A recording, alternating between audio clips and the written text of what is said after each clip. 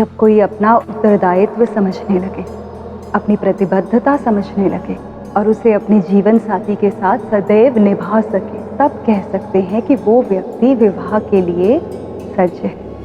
अब तो ऐसा कुछ करना पड़ेगा जिससे मैं सबको ये सिद्ध कर पाऊं कि मैं सदैव कृष्ण का साथ दूंगी।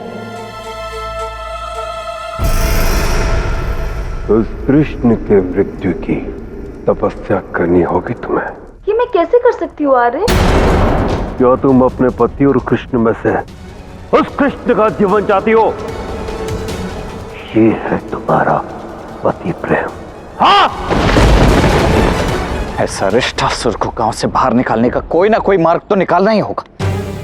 इससे पूर्व कि वो कान्हा या अन्य किसी को भी हानि पहुंचाने की सोचे भी, किंतु कैसे? राहुल, आप अरिष्टासुर को लेकर आकुल है ना? हाँ राधा, अब बाबा ने तो मेरी कोई बात सुनी नहीं। राधा, एक असुर विराजमान है हमारे घर में, मात्र इसीलिए क्योंकि सबको लग रहा है कि वो गौवंश से। अब समझ नहीं आ रहा है कि करूं तो करूं क्या मैं उसे घर से बाहर निकालने के लिए। आप चिंता मत कीजिए, जो करना था मैं कर चुकी हूँ। कर चुकी हो अर्थात? आज तो केवल तुम्हें भोजन नहीं मिला है, किंतु यदि तुमने मेरे कृष्ण को हानि पहुंचाने का प्रयास भी किया तो राधा रानी स्वयं तुम्हारा वध कर देगी। उस अरिष्टासुर ने आज दिन भर कुछ नहीं खाया है। हाँ, और मेरी चेतावनी देने के पश्चात अब वो कृष्ण को हानि पहुंचाने की सोचेगा भी नहीं। वाह वाह, ये तो तुमने बहुत अच्छा किया राधा।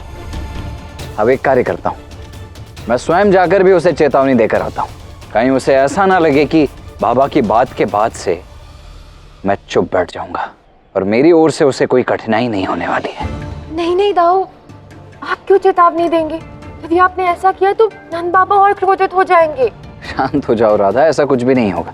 बाबा वैसे भी चौपाल पर गए हैं पंचायत के कार्य से, उन्हें कुछ पता नहीं चलेगा। किंतु उस अरिष्टासुर को इस बात का ज्ञान होना अत्यंत आवश्यक है कि मैं सदैव उस पर दृष्टि बनाए हुआ हूं। इस बात का भय उसके मन में होना अत्यंत आवश्यक है। कहीं दाऊ मेरे कारण कोई समस्या में ना पड़ जाए। मुझे शीघ्र ही कृष्ण को जाकर सूचित करना होगा जिससे वो दाऊ को रोक ले। अस्थि, किसकी प्रतीक्षा कर रही हो? मेरी सफलता और उस कृष्ण के अंत के लिए इस हवन को आरंभ करो। जी महाराज, वो मैं बस हवन आरंभ करने से पूर्व अपने मन में प्रार्थना कर रही थी ताकि सब ठीक हो। ये क्या महाराज, आपने अपने स्थान पर हवन के लिए अस्थि को क्यों बैठा दिया? क्योंकि मैं चाहता हूं उस कृष्ण की मृत्यु और मेरे विजय के लिए मेरे स्थान पर ये हवन करे। किंतु मुझे प्रतीत होता है कि अस्थि के लिए मेरे जीवन का कोई मोल ही नहीं है। इतनी देर से ये केवल हाथ जोड़ के बैठी है, एक भी आहुति से हवन कुंड में समर्पित नहीं की। मैं तुम्हें अंतिम चेतावनी देता हूं, मैं तब तक गणना करूंगा यदि तुमने हवन आरंभ नहीं किया तो तुम मेरी पत्नी होने का अधिकार सदा सदा के लिए खो दोगी। ये आप क्या कह रहे हैं महाराज? वही जो तुमने सुना। एक,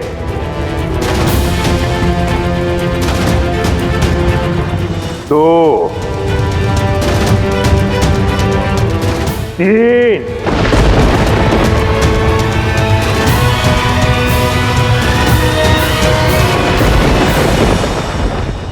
चार। हे नारायण, मुझे एक ऐसी व्यवस्था में डाल दिया आपने। मेरे हृदय में कृष्ण के लिए केवल प्रेम और भक्ति है, फिर मैं उनकी मृत्यु के लिए तप कैसे करूं? महारानी अस्थि,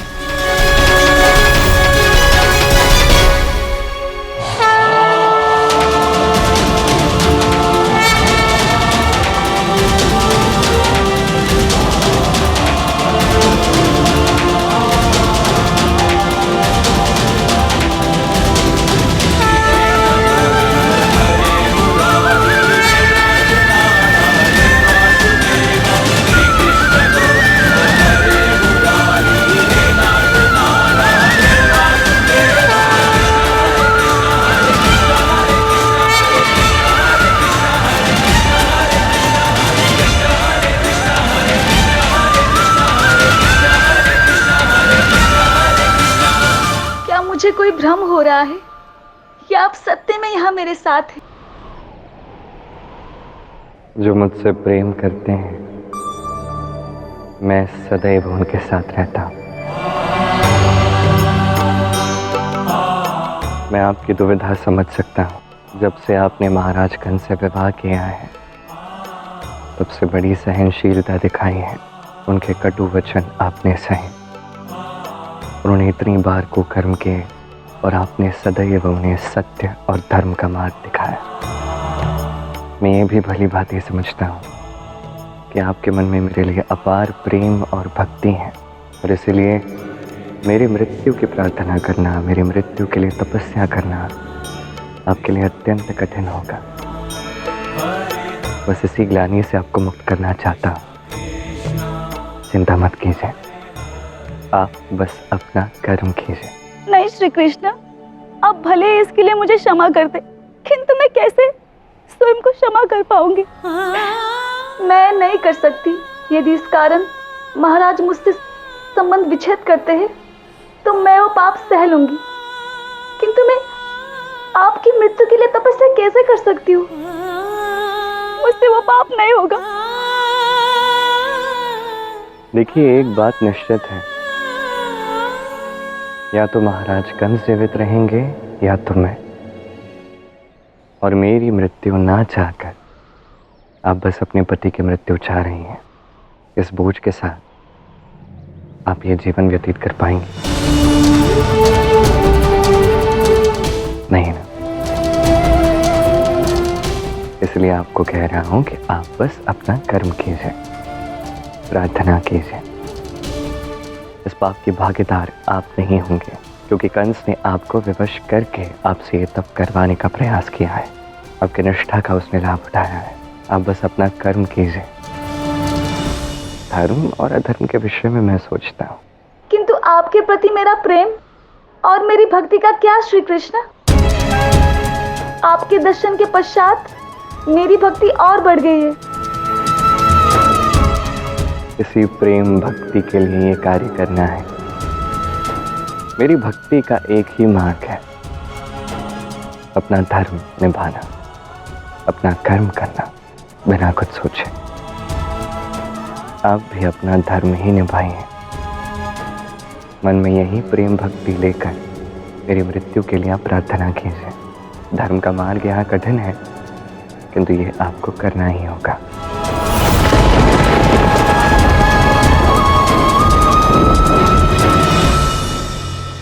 नो!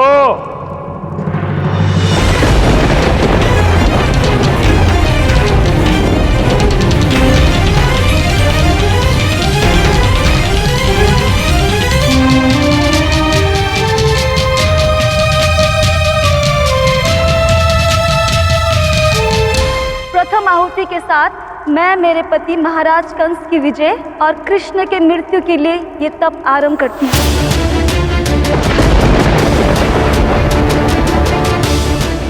कृष्ण, अब तुम्हें कोई नहीं बचा सकता। मेरी पतिव्रता पत्नी अस्थि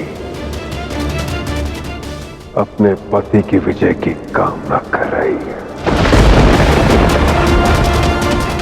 अब तुम्हारा अंत निश्चित है। ये तो समय ही बताएगा मामा श्री कि मृत्यु किसके भाग्य में लिखी है।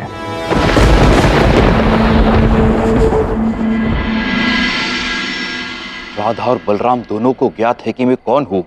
इससे पूर्व के घर के लोग उनकी बात मानकर मुझे गांव से बाहर कर दे। मुझे अवसर देखकर कृष्ण का वध करना ही होगा, किंतु कैसे? कृष्ण तो मेरे समक्ष ही नहीं आ रहा। कैसे उसे मेरे समीप लाकर उसका वध कर पाऊं?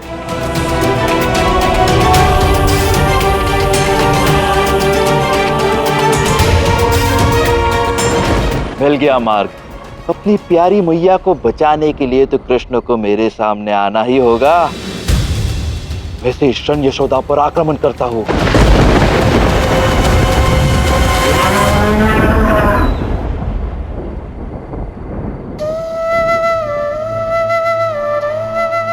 तुम यहाँ क्या कर रहे हो?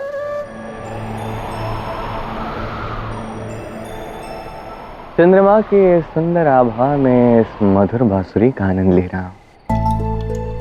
तुम बताओ, तुम्हारे मुख पे इतनी आकुलता और इतनी चिंता भला मुझे क्यों दिख रही है?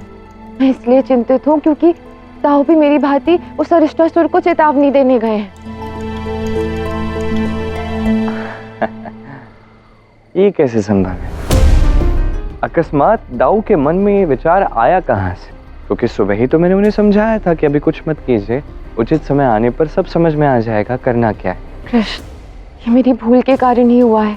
मैंने ही उनसे कहा कि मैं उसे धमका कर आई थी, तो उन्हें लगा कि उन्हें भी ऐसा करना चाहिए। और तुम तो दाऊ का क्रोध जानते ही हो ना, यदि उन्होंने कुछ अधिक कर दिया तो बहुत ही बड़ी समस्या हो जाएगी, गांव में हाहाकार मच जाएगा। और चलो मेरे साथ दाऊ को जाकर समझाते हैं। नहीं, मैंने एक बार समझाया ना, अब उतना पर्याप्त है। और तब भी दाऊ नहीं मान रहे तो ये मेरी समस्या नहीं है, ये दाऊ की समस्या है और तुम्हारी समस्या है, क्योंकि तुम ही ने दाऊ को योजना दी। इसका अर्थ है कि तुम मेरी सहायता नहीं करोगे दाऊ को समझाने में? कदापि कोई सहायता नहीं करूंगा। पहले ही बाबा आज इतने क्रोधित थे, मुझे इसमें नहीं फंसना। और वैसे भी तुम तो यही चाहती थी ना, यही हुआ है। तुम्हें किस बात की चिंता है? क्या? मैंने कब चाहा ये? समय के साथ ज्ञात हो जाएगा। चलो मुझे और आकुल मत करो, मुझे यहाँ पे इस सुंदर से चंद्रमा की आभा में बांसुरी के संगीत का आनंद उठाना है।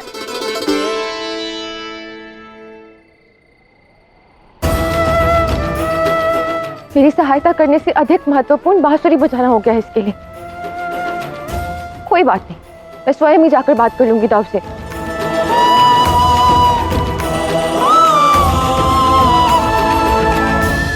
अरिष्टासुर!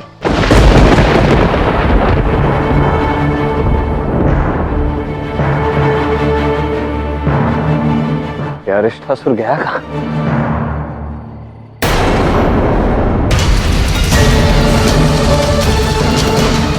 कहीं ये कान्हा को कोई हानि पहुंचाने तो नहीं गया? अरिष्टासुर को तो छोड़ूंगा नहीं मैं।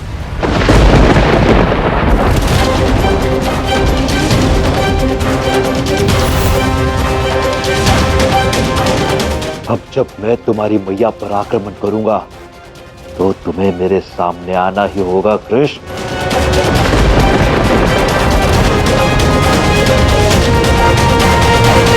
इस अरिष्टासुर का इतना दुस्साहस कि वो मेरे घर में घुसकर आक्रमण करना चाहता है।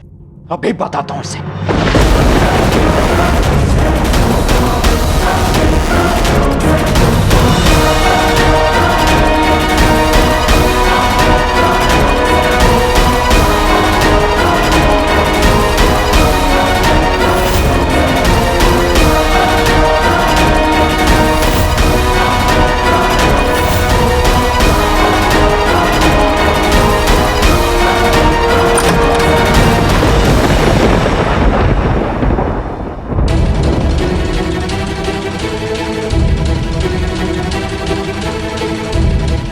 मैया पर आक्रमण, अब तो तू बचेगा नहीं अरिष्टासुर। कृष्ण के स्थान पर ये दोनों आ गए। यदि मैं अभी नहीं गया यहाँ से तो मुझे वृंदावन से निकाल दिया जाएगा। मुझे यहाँ से जाना होगा।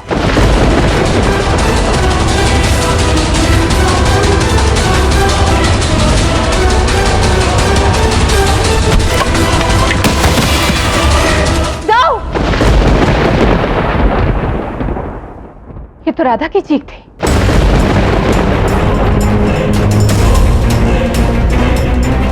रुक जाइए दाऊ, दाऊ ये नियति के विरुद्ध है। नहीं राधा, माँ के लिए नियति तो क्या, महादेव के विरुद्ध भी खड़ा हो जाएगा ये शेष। इसने मैया पर आक्रमण करने का सोचा भी कैसे? छोड़ो तुम मुझे।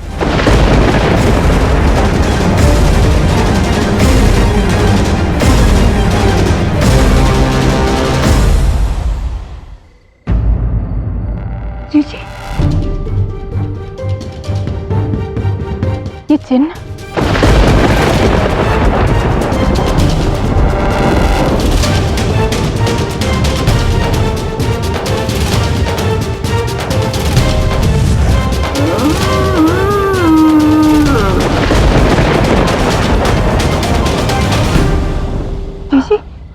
रात्रि के इस पहर पशुओं की रोने की आवाज क्यों आ रही है? रिजवान जी, आर्य को बुलाइए शीघ्र। जी मैं भी आ। महाराज कंस के भेजे सभी पशु कुशल तो है ना नंद जी? हमारे घर के सभी सदस्य बहुत अच्छे से उन पशुओं की मन लगाकर सेवा कर रहे हैं। नंद जी, क्या हुआ मित्र, तुम इतने व्यथित क्यों दिख रहे हो? शीघ्र घर चलिए, आइए।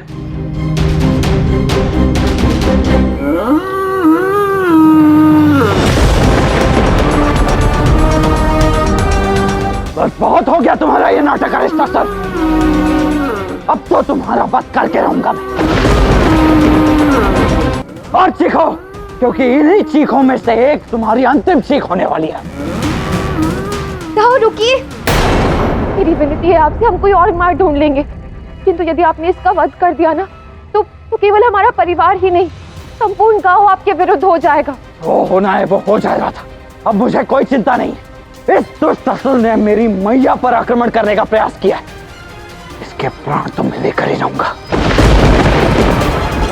इससे मैं ऐसे ही जाने नहीं दे सकता। हट जाओ तुम मार्ग से। बलराम! राधा, ये क्या करने जा रहा था तू? फेंक इसे, अभी के अभी फेंक। तेरे क्रोध से सभी पशुओं में भय मच गया है। मैं जो कर रहा हूँ वो ठीक कर रहा हूँ मैया। आपको ज्ञात नहीं है मैया कि यहाँ हो क्या रहा है? मैं वही कर रहा हूँ जो इस बैल के यहाँ आते ही मुझे कर देना चाहिए। अब तो इस बैल का वध करके ही रहूंगा मैं।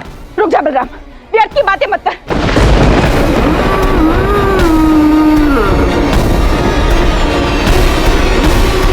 रुक जाओ बलराम।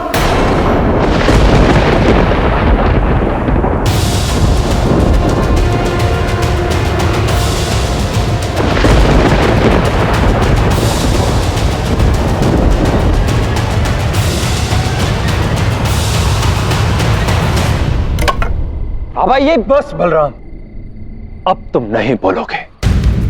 ये क्या नंद जी, आप तो कह रहे थे कि महाराज कंस के सभी पशुओं का ध्यान आपके घर वाले कर रहे हैं, किंतु यहाँ तो घोर पाप हो रहा है। बलराम इस बैल पर आक्रमण करने जा रहा था। और ना ही कोई सम्मान है गौवंश के लिए। बलराम को इसका दंड अवश्य मिलना चाहिए। अवश्य मिलना चाहिए। आप सबको समझने में भूल हुई है, दाऊ ने कुछ अनुचित नहीं किया है। यदि इस घटना की सूचना महाराज कंस को पता चली तो बलराम की इस भूल का दंड पूरे गांव वालों को भोगना होगा। मैं आप सबकी चिंता समझता हूँ और ये भी जानता हूँ कि महाराज कंस का दंड हम सब पर भारी पड़ सकता है। मैं ये सुनिश्चित करूंगा कि बलराम को उसके कार्य के लिए दंड अवश्य मिले।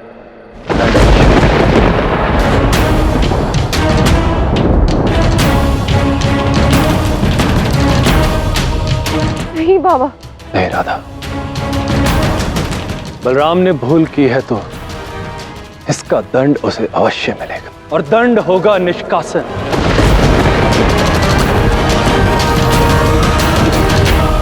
जिसके मन में गौवंश के लिए मान नहीं, उसके लिए मेरे घर में कोई स्थान नहीं।